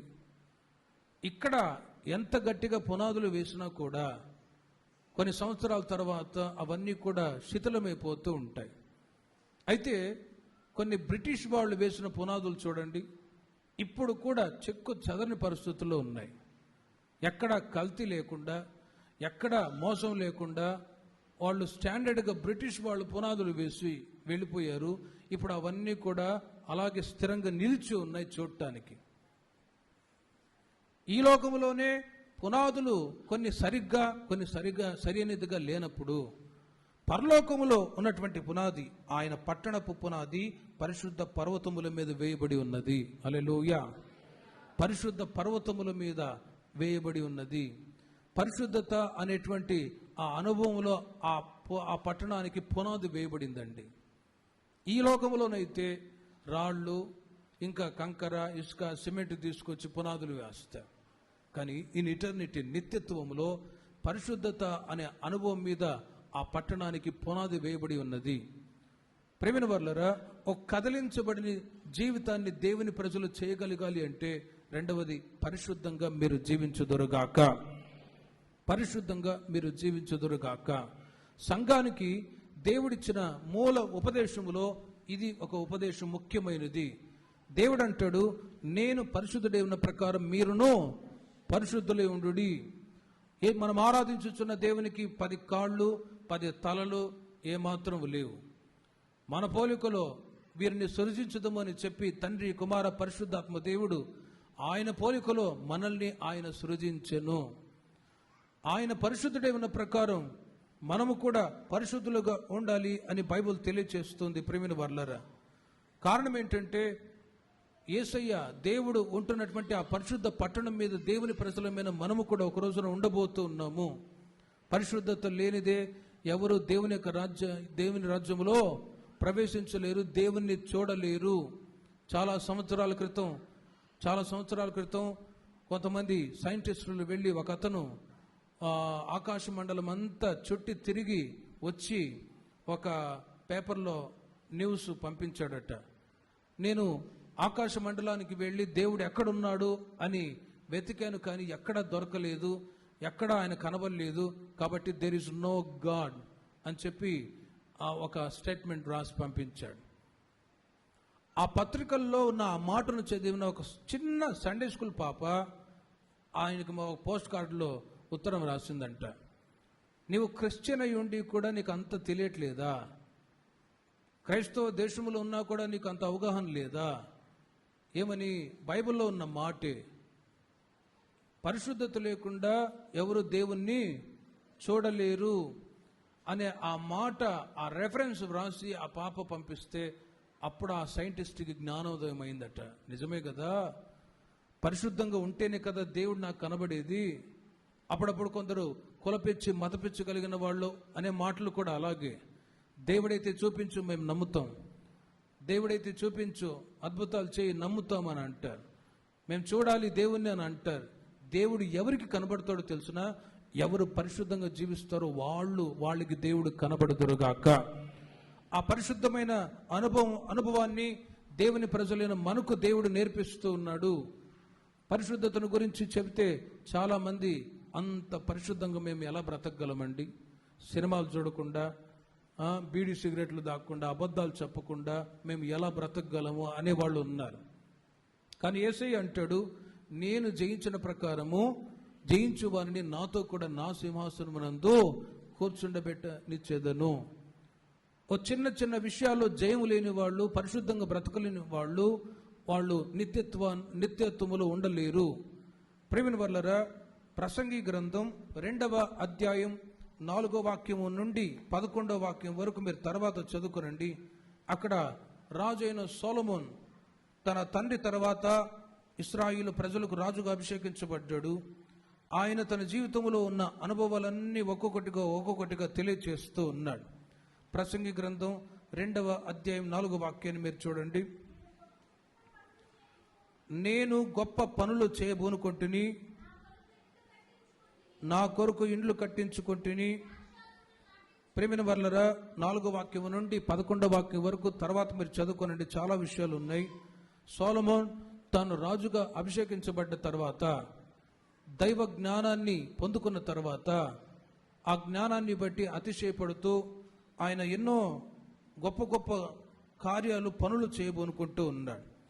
నా కొరకు ఇండ్లు కట్టించుకుంటుని, ద్రాక్ష తోటలు నాటించుకుంటుని, నా కొరకు తోటలను, శృంగార వనములను వేయించుకొని, వాటిలో సకల విధములైన ఫలవృక్షములను నాటించి తిని అని అలా ప్రారంభించిన సొలొమోన్ ఆయన జీవితంలో అనుభవించింది అంటూ ఏది లేదు అని తెలియచేస్తూ 11వ వాక్యములో అంటాడు, నేను చేసిన పనులన్నీ, వాటి కొరకై నేను పడిన ప్రయాసమంతయు నేను నిదానించి వివేచింపగా అవన్నీ వ్యర్థమైనవిగాను, ఒకడు గాలికి ప్రయాసపడినట్టుగాను అగుపడిను, సూర్యుని క్రింద లాభకరమైనది ఏదీ లేనట్టు నాకు ప్రేమిన వర్లరా అనుభవపూర్వకముగా సొలొమోన్ ఈ మాటలు తెలియచేస్తూ ఉన్నాడు. లోకంలో అన్నీ అనుభవించిన వాడై అన్నీ కూడా వ్యర్థము, వ్యానిటీ వ్యానిటీ వ్యానిటీ వ్యర్థమని చెప్పిన సొలొమోన్ చివరిగా 12వ అధ్యాయంలో చివరి మాటలో ఒక మాట అంటాడు. 12వ అధ్యాయము ఇదంతయు వినిన తర్వాత 12వ అధ్యాయం 13వ వాక్యములో ఇదంతయు వినిన తర్వాత తేలిన ఫలితార్థం ఇదే, దేవుని యందు భయభక్తులు కలిగి ఉండి ఆయన కట్టడలను అనుసరించి నడుచుచుండవలెను, మానవ కోటికి ఇదియే విధి అని ఫైనల్గా తన యొక్క మాటల్ని ముగిస్తాడు. లోకములో అన్నీ కూడా వ్యర్థము అనుభవపూర్వకముగా ఆయన తెలియచేస్తూ ఉన్నాడు. అంత గొప్ప దైవ జ్ఞానాన్ని పొందుకున్న సొలొమోన్ అనేక మంది స్త్రీలను పెళ్లి చేసుకొని ఆ అపవిత్రమైన జీవితాన్ని చేస్తూ ప్రేమిన వర్లరా గొప్ప పనులు చేయబోనుకుంటున్నాడు. కానీ నిత్యత్వములో స్థానం లేకుండా పోయింది. ఒక్కసారి ఆలోచించండి, సొలొమోన్ గొప్ప గొప్ప పనులు చేయబోనుకున్నాడు, గొప్ప గొప్ప కట్టడాలు కట్టించుకున్నాడు, ద్రాక్ష తోటలు నాటించుకున్నాడు, దాసుదాసి జనులు ఉన్నారు, పత్నులు ఉపపత్నులు ఉన్నారు, ఎన్నో. కానీ ప్రేమిన వర్లరా అన్నీ కూడా వ్యర్థము అని తన జీవితాన్ని అలాగే ముగించుకున్నాడు. అన్య స్త్రీలను పెళ్లి చేసుకుని వాళ్ళు విగ్రహారాధన చేయమని చెప్తే ఆ విగ్రహారాధన తాను చేసి భ్రష్టత్వానికి గురైపోయాను. అన్నీ చేశాడు కానీ పవిత్రమైన జీవితాన్ని చేయలేని పరిస్థితి. గొప్ప గొప్ప పనులు ఈ లోకంలో ఎంతో మంది చేయగలుగుతూ ఉన్నారు, కానీ పరిశుద్ధంగా జీవించడమే దేవుడు కోరుకుంటూ ఉన్నాడు. దేవునికి మహిమ కలుగును గాక. ఒక్కసారి ఆలోచించండి, పరిశుద్ధత లేకుండా ఎవరు దేవునిని చూడలేరు. యేసయ్యను ఒక రోజున మనం చూడబోతూ ఉన్నాం. ఆయనను చూడాలన్నప్పుడు ఎవరి పరిశుద్ధతను మీరు కాచుకొందురుగాక. ఈ పరిశుద్ధత అన్నప్పుడు వ్యక్తిగతంగా ఎవరికి సంబంధించింది వాళ్ళకే, వాళ్ళ జీవితానికి వాళ్ళే బాధ్యులు. బస్సులో కానీ ట్రైన్లో కానీ మీరు ఎక్కినప్పుడు ఒక మాట కనబడుతుంది, మీ వస్తువులకు మీరే బాధ్యులు. సెల్ ఫోన్ పోయింది అని అడిగితే మీ వస్తువులు మీరు జాగ్రత్తగా కాచుకోండి. లైఫ్ కూడా అలాంటిదే. మీ జీవితాన్ని మీరు పరిశుద్ధంగా కాచుకొందురుగాక. మీ పరిశుద్ధ ప్రవర్తనను బట్టి దేవుడు మిమ్మల్ని ఆశీర్వదించుదురుగాక. మీ పరిశుద్ధ ప్రవర్తనను బట్టి మీ సంతతిని దేవుడు తరతరాల వరకు ఆశీర్వదించుదురుగాక. మీరు పరిశుద్ధులై ఉంటే మీ పిల్లలు కూడా పరిశుద్ధులుగానే ఉంటారు. మీరు బూతులాడితే పిల్లలు కూడా ఇంకా 2 ఎక్కువ బూతులాడుతారు. ఇప్పుడున్న పిల్లలు చాలా అప్డేట్ అయ్యారు. ఒక చిన్న మాట మాట్లాడితే దాన్ని అలాగే జ్ఞాపకం ఫిట్ చేసుకొని ఇంకా 10 మాటలు చెప్పేవాళ్ళు ఉన్నారు పిల్లలు. ఒక్కసారి ఆలోచించండి. అందుకే పిల్లల ఎదుట పెద్దల ప్రవర్తన చాలా పవిత్రంగా ఉండాలి. అప్పుడు వాళ్ళు పెద్దవాళ్ళైన తర్వాత వాళ్ళు మీకు ఆశీర్వాదకరంగా ఉందరుగాక. గొప్ప గొప్ప పనులు చేస్తూ వచ్చాడు సొలొమోన్. లోకంలో గొప్ప గొప్ప పనులు చేసే వాళ్ళ యొక్క బ్యాక్గ్రౌండ్ చూస్తే వాళ్ళ జీవితాల్లో హత్యలు, నరహత్యలు, దోపిడీలు, అపవిత్రమైన కార్యాలు ఉంటాయి. కానీ నిత్యత్వాన్ని స్వాధీనపరచుకోపోతే ఏం ప్రయోజనం? ఒకడు లోకమంతా సంపాదించుకొని తన ప్రాణాన్ని పోగొట్టుకుంటే అతనికి ఏం ప్రయోజనము? ఇంకొక ఉదాహరణ, సమూయేలు మొదటి గ్రంథం 15వ అధ్యాయం 12వ వాక్యం. సమూయేలు మొదటి గ్రంథం 15వ అధ్యాయం 12వ వాక్యం. 1 Samuel chapter 15 12th verse. సౌలును ఎదుర్కొనుటకు పోగా సౌలు కర్మెలునకు వచ్చి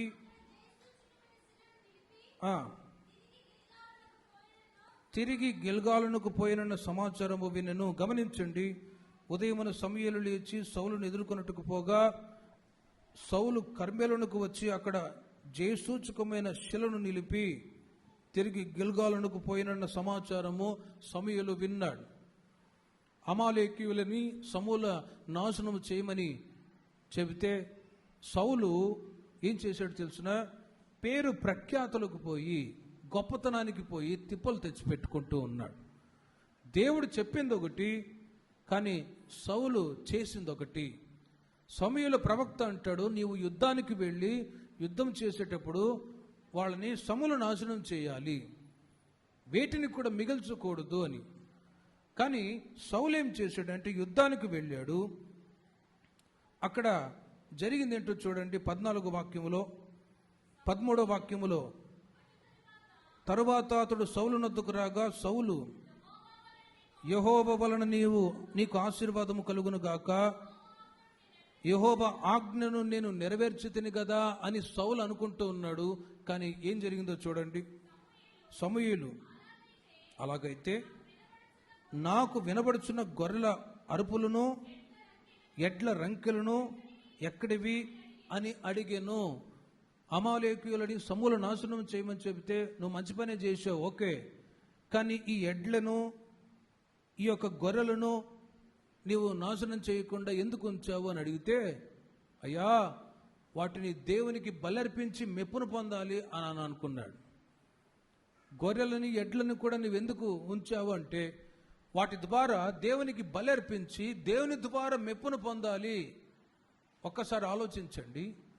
దేవుని యొక్క ఆజ్ఞల్ని నెరవేర్చి ఉన్నాను అని చెప్పిన సౌలు ఈ ఎడ్లని, ఆ తర్వాత ఈ యొక్క పశువులని దేవునికి అర్పించి దేవుని ద్వారా పేరు ప్రఖ్యాతులు గొప్పతనాన్ని పొందుకోవాలనుకున్నాడు. కానీ సమూయేలు అంటాడు, ఇదిగో బలులు అర్పించుట కంటే మాట వినుట శ్రేష్టము. హల్లెలూయా.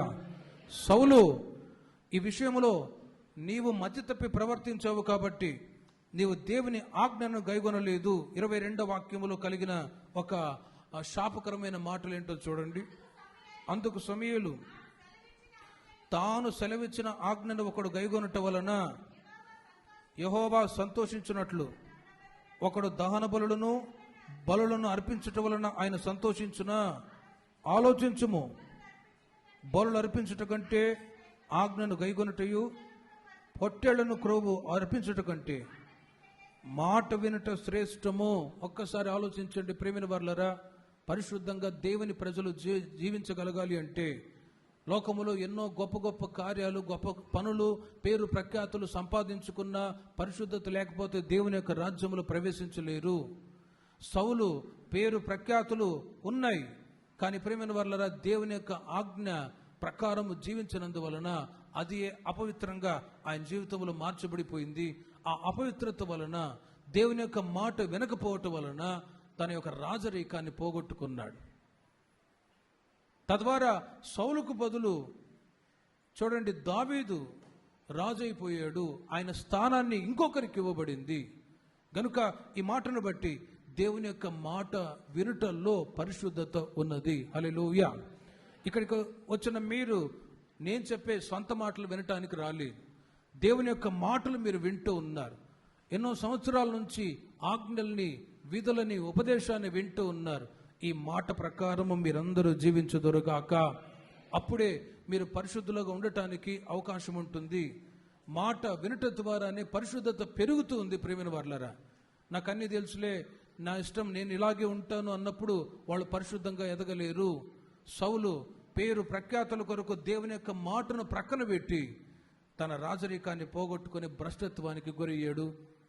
యుద్ధ రంగంలో ఓ భయంకరమైన మరణాన్ని అనుభవించాడు. క్రొత్త నిబంధన కాలంలో యోహాను వ్రాసిన మొదటి పత్రిక 2వ అధ్యాయం 17వ వాక్యములో యోహాను తన పత్రికలో తెలియచేస్తూ ఉన్నాడు. ప్రేమిన వర్లరా 15వ వాక్యము నుండి మీరు చూడండి. ఈ లోకమునైనను లోకములో ఉన్న వాటినైనను ప్రేమింపకుడి. ఎవడైనను లోకమును ప్రేమించిన ఎడల తండ్రి ప్రేమ వానిలో ఉండదు. లోకములో ఉన్నదంతయు అనగా శరీరాశయు, నేత్రాశయు, జీవపుడంబమును తండ్రి వలన పుట్టినవి కావు, అవి లోక సంబంధమైనవే. ఒక్కసారి మీరు ఆలోచించండి.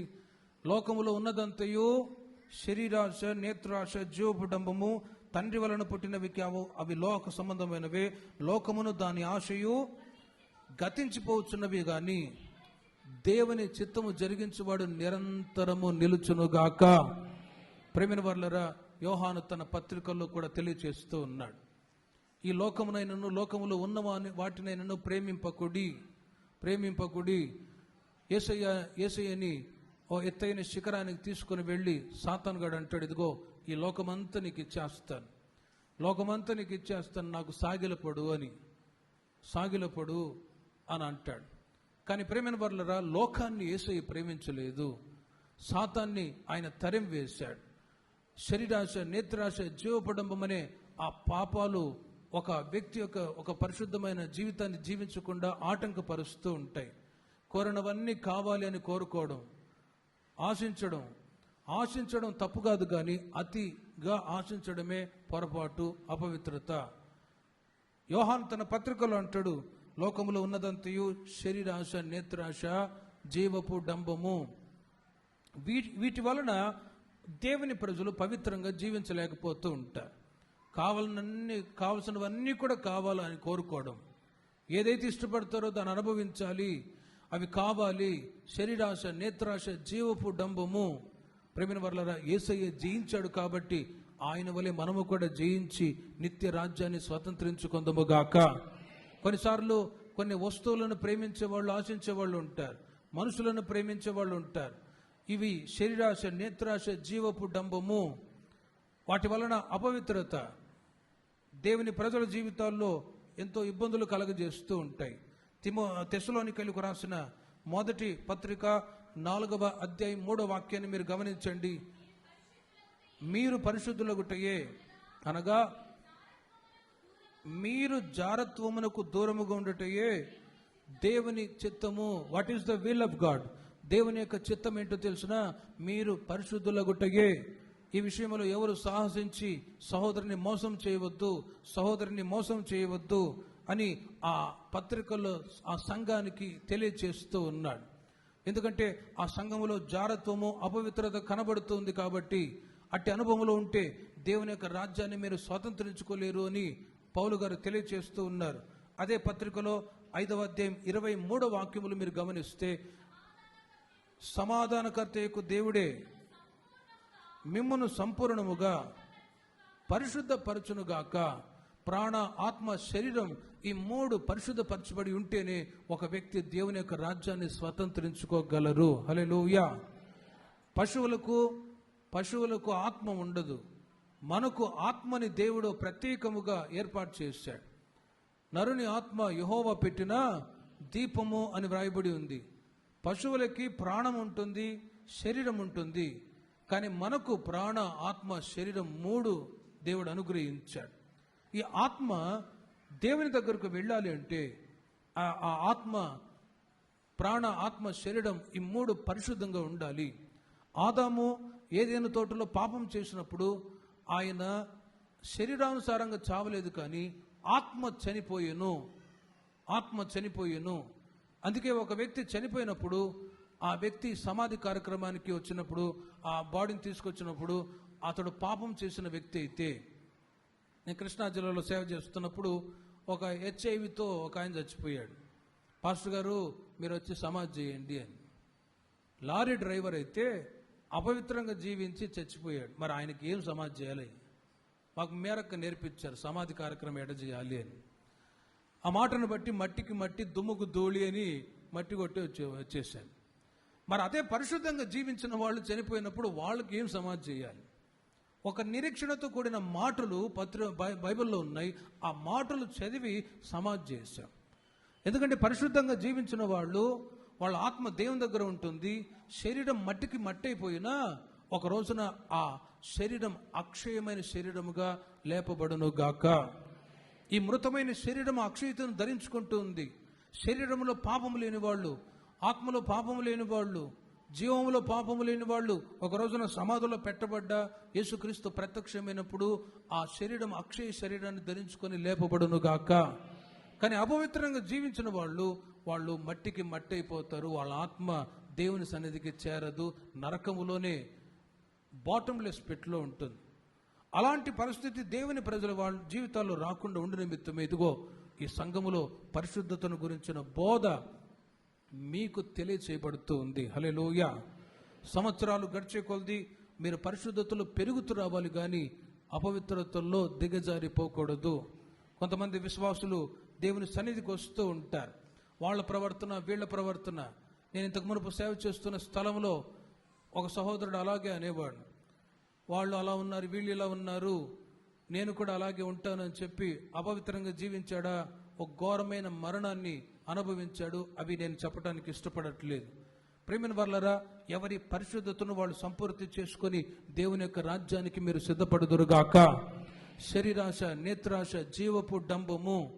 కొన్నిసార్లు మనుషులు ఇష్టపడే వాళ్ళు ఉంటారు, మనుషులను ప్రేమించే వాళ్ళు ఉంటారు, వస్తువులను ప్రేమించే వాళ్ళు ఉంటారు, కానీ యేసయ్యనే మీరు ప్రేమించదురుగాక. ఒక పెద్ద సిస్టర్ ఆ టీపీఎంలో మన రోజున మెసేజ్ వింటున్నప్పుడు ఒక మాట చెప్పారు. అదేంటంటే, ఆమె సేవ చేస్తూ ఉన్నారు. ఒక సహోదరి అనారోగ్యంతో పడి ఉన్నారట. అనారోగ్యంతో ఉన్నారు. ఆమె ఒక మంచి షాలు కప్పుకొని ఉన్నదట, మంచి షాలు. కానీ ఆ సహోదరి ఆ జబ్బుతో ఉండి చనిపోయింది. ఆ సహోదరి చనిపోయింది కదా అని ఇంకొక ఆమె ఏం చేసిందంటే ఆ షాలు తీసుకొచ్చి ఈమె పెట్టుకున్నదట సూట్ కేసులో.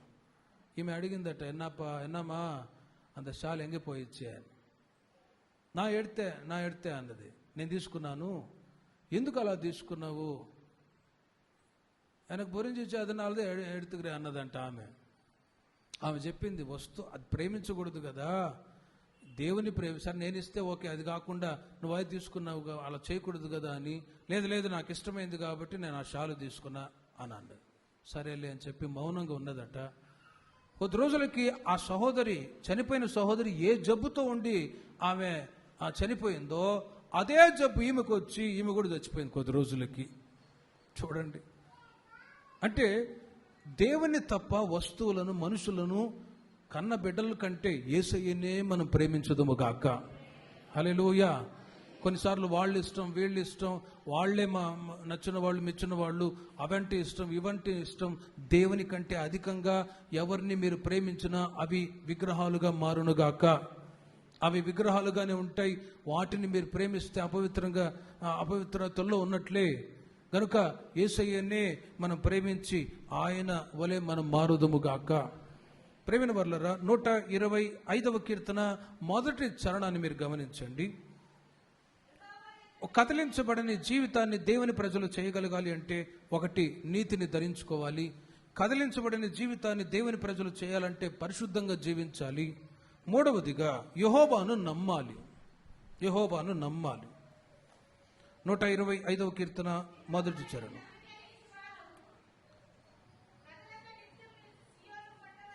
యెహోవా యందు నమ్మిక ఉంచువారు కదలక నిత్యము నిలుచు సియోను కొండవలే ఉందురు.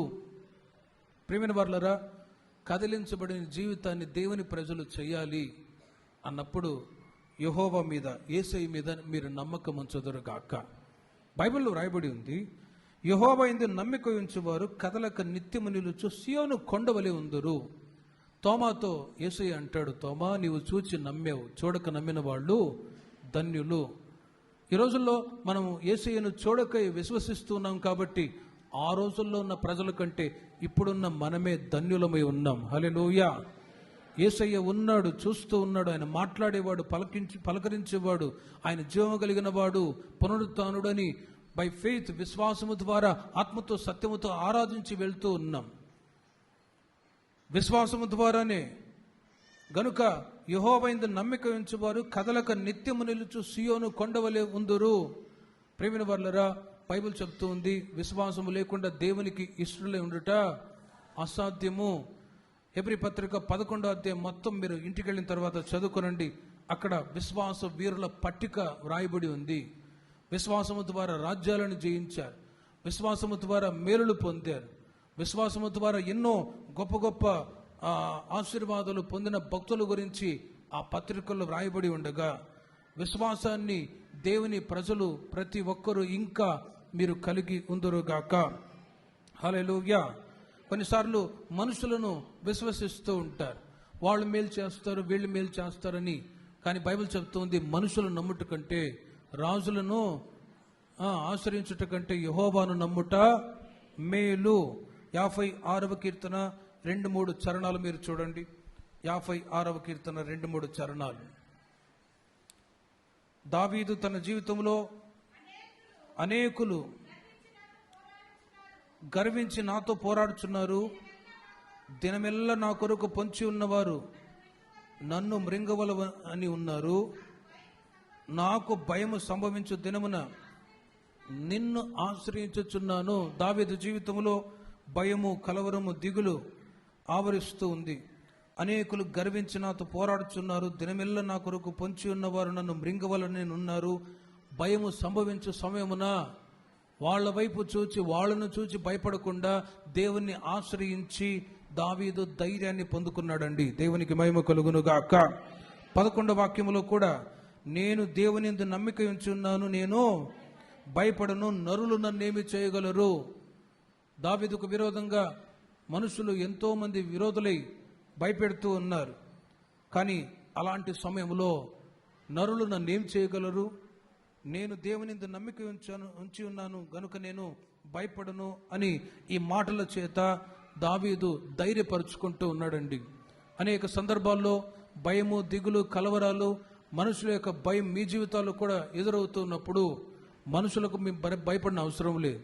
కొన్నిసార్లు ఉద్యోగం చేస్తున్న సమయంలో పై అధికారులకు భయపడుతూ ఉంటారు. యథార్థంగా న్యాయంగా పనిచేసుకుంటూ ఉన్నప్పుడు ఎవరికి భయపడిన అవసరం లేదు.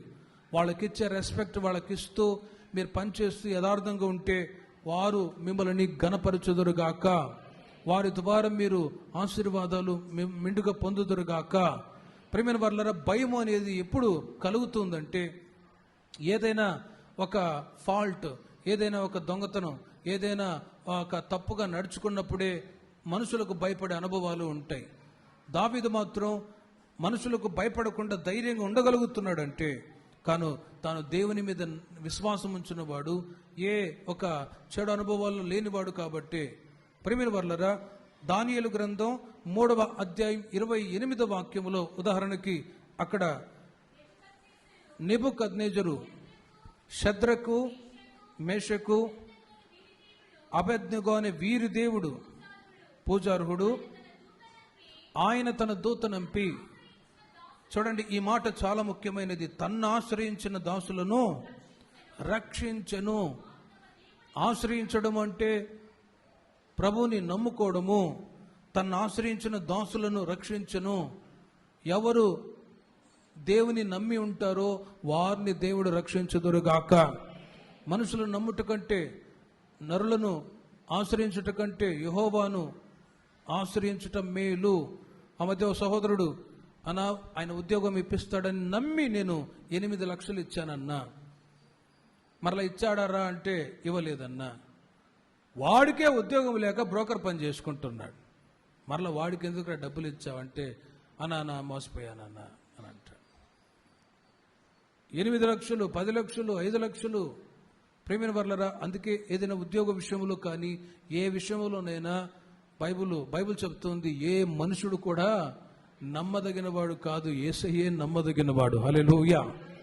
వాళ్ళు మేలు చేస్తారు, వీళ్ళు మేలు చేస్తారు అని మనుషులు నమ్ముకోకూడదు.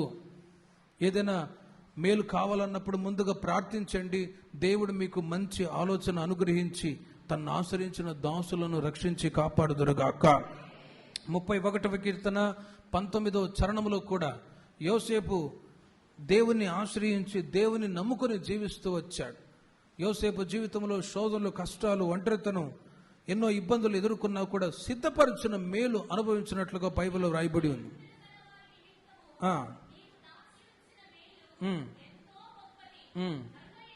నరుల ఎదుట తన్ను ఆశ్రయించిన వారి నిమిత్తము. చూడండి, ఆశ్రయించడము అంటే ప్రభుని నమ్మడము. దానియేలు గ్రంథంలో చూసాము, తన్ను ఆశ్రయించిన దాసులను రక్షించెను. ఇక్కడ మనం చూస్తూ ఉన్నాము, తన్ను ఆశ్రయించు వారికి సిద్ధపరిచిన మేలు ఎంతో గొప్పది. యోసేపు జీవితంలో దాచి ఉంచిన మేలు పొందాడు. తనకు ఎదురైన ప్రతి కష్టాల్లో ప్రభువునే నమ్ముకుంటూ వచ్చాడు. ప్రభువు మీదే ఆధారపడుతూ వచ్చాడు. ఒక సమయం వచ్చినప్పుడు మనుషులు అందరూ చేయి విడిచిన దేవుడు చేయి విడవకుండా ఐగుప్తు దేశానికి అధికారిగా మార్చి హెచ్చించి ఘనపరచెను. హల్లెలూయా. స్వంత అన్నలే చంపాలని క్రియ చేసినప్పుడు యోసేపు వాళ్ళు చేయి విడిచినా కూడా ప్రభు మీద ఆధారపడుతూ వచ్చాడు. అందుకే బైబిల్ చెప్తుంది, తన్ను ఆశ్రయించిన దాసులకు సిద్ధపరిచిన మేలు ఎంతో గొప్పది. ప్రియమైన వారలారా, దేవుని ప్రజలైన మీరు కూడా ఆ సిద్ధపరిచిన మేలు మీరు పొందుదురుగాక. అయితే ప్రభువుని మీరు ఆశ్రయించాలి, ప్రభువుని మీరు నమ్మాలి. కొన్నిసార్లు మనుషులను నమ్మి మోసపోయే వాళ్ళు ఉంటారు. అందుకే పాస్టర్ గారు ఆ పాట కూడా రాసి పెట్టాడు, నమ్మి నమ్మి మనుషులను నమ్మవద్దు అని. యేసయ్యనే మనం నమ్ముకుందుముగాక. లూకాసు వార్త 22వ అధ్యాయము 29వ వాక్యములో క్రొత్త నిబంధన కాలంలో యేసుక్రీస్తు వారు శిష్యులతో చెబుతూ ఉన్న మాటలు చూడండి. గనుక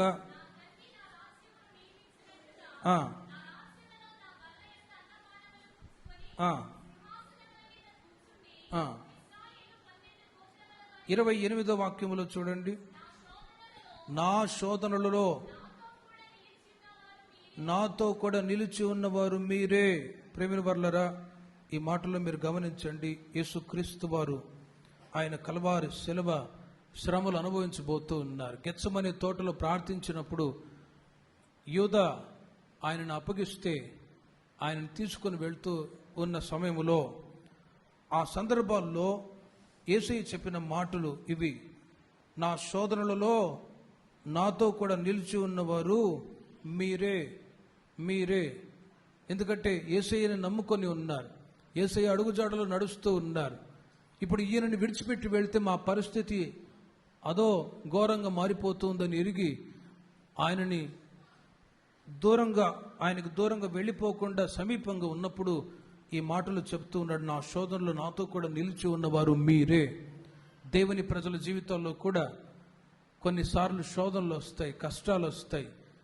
ఏం భక్తి, ఏం దేవుడు, ఏం ప్రార్థన అనేటట్లు సాతానుడు విరక్తిని కలగజేస్తాడు. అయినా కూడా ఎదురయ్యే ప్రతి శోధనలో ప్రతి ఒక్కరూ నిలిచి ఉందుముగాక. ఎదురయ్యే ప్రతి పోరాటములో ధైర్యంగా మనము నిలిచి ఉందుముగాక. బైబిల్ చెబుతుంది, శ్రమ దినమున కృంగిన ఎడల చేతకాని వాడవగుదువు. ఒక శ్రమ వచ్చింది, కష్టం వచ్చింది, దేవుడు మేలు చేయలేదు అని ఒకవేళ దేవుని మీద ఉంచిన విశ్వాసంలో తప్పిపోయినట్లయితే కదిలించబడిన వాళ్ళు అవుతారు. కానీ శ్రమ వచ్చినా కూడా కృంగిపోకుండా ధైర్యంగా మీరు ప్రభు మీద విశ్వాసం ఉంచగలిగితే కదలించబడిన ఒక జీవితాన్ని, విశ్వాసాన్ని చూచిన దేవుడు మీకు ఎదురయ్యే శోధనలో నుండి నా దేవుడు తప్పించుదురుగాక. కొన్నిసార్లు శోధనలు ఎందుకు ఎదురవుతాయి అని అంటారు, కానీ బైబిల్ చెబుతుంది ఓ సాధారణమైన శోధనలు మనుషులకు ఎదురవుతూ ఉంటాయి. శోధనలు మనుషులకు, మనకు తప్ప గేదెలకు వస్తాయా? వాటికి రావు కదా. వస్తాయి, అయినా కూడా కదలించబడకుండా ప్రభు మీద విశ్వాసములు మీరు స్థిరులై ఉందరుగాక. ఆ నమ్మకత్వాన్ని దేవుడు కోరుకుంటూ ఉన్నారు. కొన్నిసార్లు మనుషులు నమ్మకత్వాన్ని కోల్పోయి విసర్జించే వాళ్ళు ఉంటారు. కొత్తగా భార్య భర్త కొంతకాలం బాగానే ఉంటారు, నమ్మకము లేనందు చేత విడిపోయే కుటుంబాలు ఎన్నో ఉంటాయి. విడిపోయే కుటుంబాలు, భర్త మీద భార్యకి నమ్మకం ఉండదు, భార్య మీద భర్తకి నమ్మకం ఉండదు. అలాంటి నమ్మకం లేని చోట హత్యలు కూడా జరుగుతున్నట్లు లోకములు మీరు గమనిస్తారు. కానీ యేసయ్య నమ్మదగిన వాడు, ఆయన తను ఆశ్రయించిన దాసులను రక్షించువాడు. హల్లెలూయా. 46వ కీర్తన 5వ చరణాన్ని మీరు చూడండి. 46వ కీర్తన 5వ చరణములో చివరిగా, దేవుడు ఆ పట్టణమందున్నాడు, దానికి చలనము లేదు. చూడండి, దేవుడు ఆ పట్టణమందున్నాడు, దానికి చలనము లేదు. దేవుడు ఆ పట్టణమందున్నాడు, దానికి చలనము లేదు. అన్షేకబుల్. ప్రేమిన వర్లారా, ఈ మాటలన్నీ మీరు ఆత్మీయంగా నేను చెప్తూ ఉన్నాను, మీరు తర్వాత ధ్యానించండి, మీరు ఇంకా ఆత్మీయంగా బలపరచబడుతురుగాక. మనం ఆరాధించుచున్న దేవుడు ఎక్కడున్నాడు అంటే దానికి ఆన్సర్ ఏంటో తెలుసిన, సియోను శిఖరం, అక్కడ తండ్రి కుడి పార్శ్వమున కూర్చొని మన కొరకు విజ్ఞాపన చేస్తూ ఉన్నాడు. మరి ఒకసారి చెప్తాను, ఇప్పుడు మనము కట్టుకున్న ఈ నివాసాలు, ఈ ఫౌండేషన్ శిథిలమయ్యేవి. ఓ పెద్ద భూకంపం వచ్చినా, సునామీ వచ్చినా, పెద్ద పెద్ద బిల్డింగులే కూలబడిపోతూ ఉన్నాయి. కానీ ఇన్ ఇటర్నిటీ దేవుడు ఉన్న ఆ నివాసము అది కదలించబడని స్థిరమైన పునాది. హల్లెలూయా. అది కదలించబడని అనుభవంలో ఆ పట్టణం కట్టబడి ఉండగా అక్కడ యేసయ్య ఉన్నాడు. ఆ మాటను ఇంకోసారి చూడండి. 46వ కీర్తన 5వ చరణంలో, దేవుడు ఆ పట్టణములో ఉన్నాడు, దానికి చలనము లేదు. ఆ పట్టణములో ఉన్న యేసయ్యనే కేంద్ర బిందువుగా మనము ఉంచుకొని ప్రయాణము చేయుదుముగాక. ఈ మాటలో ఉన్న అర్థం ఏంటంటే, కదలించబడిన జీవితాన్ని దేవుని ప్రజలు చేయాలంటే దేవునినే మీరు కేంద్రముగా ఉంచుకోవాలి. ఆయననే మీరు చూస్తూ ఈ పరుగు పందెములు ఓపికతో పరిగెత్తాలి. ఆయన అక్కడ ఉన్నాడు, ఆయననే చూడాలి తప్ప అటు ఇటు చూడకూడదు. ఒక కదలించబడిన జీవితం దేవుని ప్రజలు చేయాలి అంటే నీతిని ధరించాలి. రెండవది పరిశుద్ధంగా బ్రతకాలి. మూడవది దేవుని మీద ఉంచిన విశ్వాసములు మీరు స్థిరంగా నిలవాలి. నాలుగవదిగా యేసయ్యనే మీరు కేంద్ర బిందువుగా ఆయననే మీరు చూడాలి.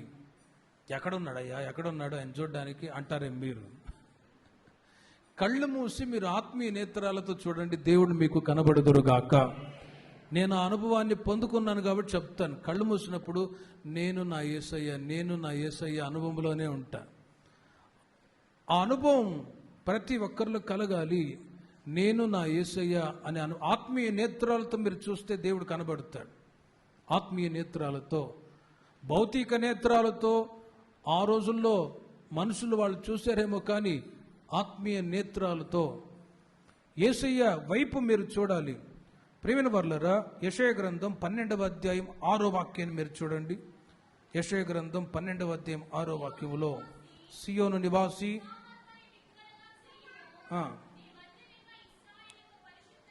నీ మధ్యనున్న ఇశ్రాయేలు పరిశుద్ధ దేవుడు గనుడై ఉన్నాడు. సియోను నివాసి, ఉత్సాహధ్వని బిగ్గరగా చేయము. నీ మధ్యనున్న ఇశ్రాయేలు యొక్క పరిశుద్ధ దేవుడు గనుడై ఉన్నాడు. ఆయనను మీరు చూస్తూ ఉన్నారు. ఒకటి. రెండవది, ఆయన ఎవరు? సియోను, మీ మధ్యనున్న ఇశ్రాయేలు యొక్క పరిశుద్ధ దేవుడు గనుడై ఉన్నాడు. గనుడై ఉన్నాడు. ఆయనను మనము చూడాలి. ఆయనను మనము చూడాలి. ఆయన మీదే మన గురి నిలపాలి. ఇంకా 62వ కీర్తన 6వ చరణంలో మీరు గమనించండి. 62వ కీర్తన, ఆయనే నా ఆశ్రయదుర్గము, నా రక్షణ ఆధారము, నా ఎత్తైన కోట ఆయనే, నేను కదలింపబడను అని అంటాడు కీర్తనాకారుడు. ఆయనను చూడాలి మనం. ఆయన ఎవరు? గనుడు.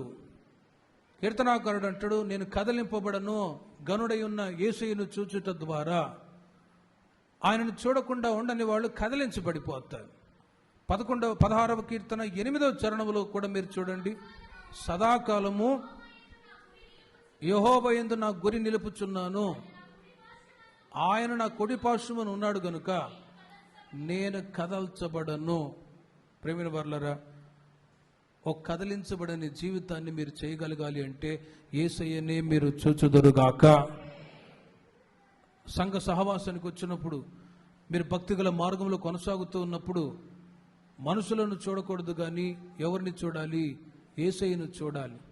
గతంలో చెప్పినట్లుగా మరలా చెప్తున్నాను, మీరు ప్రతి వారం దేవుని మందిరానికి వచ్చినప్పుడు మీరు ఎవరిని కలవటానికి వస్తున్నారు? శామనను కలవటానికి వస్తున్నారా? లేదా శాంతక్కను కలవటానికి వస్తున్నారా? ఎవరిని కలవటానికి వస్తున్నారు? రాజులకు రాజు, ప్రభువులకు ప్రభు అయిన యేసయ్యను కలవటానికి వస్తూ ఉన్నారు. దేవునికి మహిమ కలుగును గాక. మనమందరము యేసయ్యను కలవటానికి వచ్చాం. ఇక్కడ ఆయనను చూడటానికి వచ్చాం. ఆయన అడుగుజాడలు నడవటానికి వచ్చాం. ఆయన ద్వారా మేలులు పొందటానికి వచ్చాం. ఆయన యందే మీరు గురి నిలుపుదురుగాక. ఆయన వైపు చూడకుండా మనుషుల వైపు చూచారా, హత్యలు జరుగుతాయి. నిర్గమాకాండంలో 2వ అధ్యాయంలో మీరు తర్వాత చదువుకోనండి. అక్కడ మోషే అటు ఇటు చూచి ఒక ఐగుప్తీయుని చంపెను అని వ్రాయబడి ఉంది. అటు ఇటు చూసిన మోషే ఐగుప్తుని చంపేశాడు. అటు ఇటు దిక్కులు చూస్తే హత్యలు, దోపిడీలు జరుగుతూ ఉంటాయి. కానీ యేసయ్యనే మీరు చూచుదురుగాక. గుర్రాలను మీరు గమనించారు. అవి పరిగెత్తుచూ ఉన్నప్పుడు ప్రేమిన వాళ్ళరా అటు ఇటు చూడకుండా అటు ఇటు వాటికి గంత కట్టి ఉంటారు.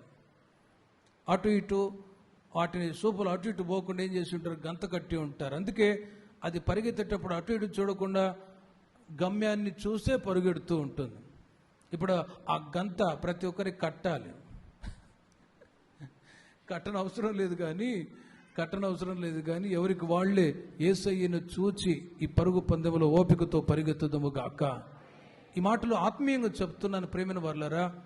ఎందుకంటే కొన్నిసార్లు మనుషులను చూసినప్పుడు, వాళ్ళ వీళ్ళని చూసినప్పుడు మనుషుల యొక్క స్వభావాలు, మనుషుల యొక్క తప్పిదాలు ఇవి బయటపడుతూ ఉంటాయి.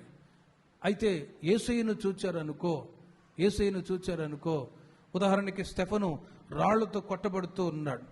రాళ్లతో కొట్టబడుతూ ఉంటే కోపముతో, ద్వేషముతో, పగతో ఉన్న వాళ్ళ వైపు చూడలేదు, కానీ ఎవరి వైపు చూచి ఆయన ఆ మాటలు పలికారో చూడండి. 7వ అధ్యాయం 60వ వాక్యములో, అపోస్తల కార్యములు, అతడు మోకాళ్ళలోని వారి మీద ఈ పాపము మోపకమని ఈ మాట పలికి నిద్రించెను. 56వ వాక్యములో ఆకాశము తెరవబడుటయు, 55వ వాక్యములో చూడండి, అతడు పరిశుద్ధాత్మతో నిండుకొనిన వాడై ఆకాశం వైపు తేరి చూచి దేవుని మహిమను, యేసు దేవుని కుడిపార్శ్వమందు నిలిచి ఉండుటను చూచి ఎవరిని చూశారో మీరు ఆలోచించండి. కోపముతో, ద్వేషముతో, పగతో చంపాలని వచ్చినటువంటి ఆయనకు విరోధంగా లేచిన ప్రజల ముఖాన్ని చూడలేదు. ఎవరైనా కోపంతో వచ్చాడు అనుకో, కొడతాను నరుగుతాను అంటే, నేను కూడా కొడతాను నరుగుతాను అంటారు. కానీ స్పిరిచువల్ యాక్టివిటీస్ కలిగిన వాళ్ళు, డివైన్ నేచర్ కలిగిన వాళ్ళు యేసయ్యను చూచి మౌనంగా ఉంటారు. అందుకే ప్రియమైన వాళ్ళారా, ఈ రోజుల్లో క్రైస్తవ్యంలో ఉంటున్న ఒక గొప్ప ఒక ఆత్మీయత ఏంటో తెలిసినా, కొట్టినా కొట్టించుకుంటారు, ఉమ్మి వేసినా ఉమ్మి అడ్డా కూడా మౌనంగా ఉంటారు. మదర్ తెరిసా గురించి ఓ చోట చదివాను. ఆమె ఒకసారి ఒక లాయర్ గారి ఇంటికి వెళ్ళి డొనేషన్ అడగటానికి వెళ్ళిందట. సార్, పేదలకి సహాయం చేయండి, దయచేసి కొంత డబ్బు ఇవ్వండి, ఆ డబ్బుతో నేను కుష్ఠరోగులకి, పేదవాళ్ళకి హెల్ప్ చేస్తాను, మేలుకరంగా ఉంటుంది అని. ఆ లాయర్ ఏమన్నాడో తెలుసునా, గతి లేకుండా ఇలా ఇంటింటికి వెళ్ళి అడుక్కుంటున్నా థూ అని ఉమ్మి వేశాడు. అంతే, ఉమ్మి ముఖాన పడింది. ఆ ఉమ్మిని అలా చేత్తో పట్టుకొని, సార్ నాకైతే గిఫ్ట్గా ఈ ఉమ్మిని ఇచ్చావు కదా, మరి ఆ పేదలకు ఏమిస్తావో సార్ అని అలా అనంగానే చూడండి, ఆయన కన్నీళ్లు పెట్టుకొని తనకున్న ఆస్తులు సగం పేదలకు ఇచ్చేశాడండి. దేవునికి మహిమ కలుగును గాక. మదర్ తెరిసా క్రీస్తులో ఉన్నటువంటి స్వభావం ఆమె అనుభవపూర్వకముగా కలిగి ఉన్నారు. కాబట్టి ఈ రోజుల్లో అలాంటి అనుభవాలు ఉన్నాయో మీకు? ఎవరైనా ఒక మాట అంటే లైఫ్ లాంగ్ మాట్లాడని ప్రబుద్ధులు ఉన్నారు. ఎవరైనా ఒక చిన్న గొడవ జరిగితే ఎడముఖం పెడముఖం. కానీ ప్రియమైన వాళ్ళరా, బైబిల్ చెప్తుంది, సాధ్యమైనంత వరకు మీరు అందరితో సమాధానముగా ఉందరుగాక. యేసయ్యని చూస్తూ ఈ పరుగు పందెములో మీరు ఓపికతో పరిగెత్తుదరుగాక. ప్రార్థన చేసుకుందాం. విన్న వాక్యాన్ని బట్టి ఒక చిన్న ప్రార్థన చేసుకుందాం. ప్రభు యొక్క రాకడ సమీపిస్తూ ఉండగా తండ్రి, ఈ పునరుత్థానపు ఆరాధనలో దేవుని యొక్క స్థిరమైన పునాది నిలుకడుగా ఉంది. విన్న వాక్యాన్ని బట్టి దేవుని యొక్క స్థిరమైన పునాది నిలుకడ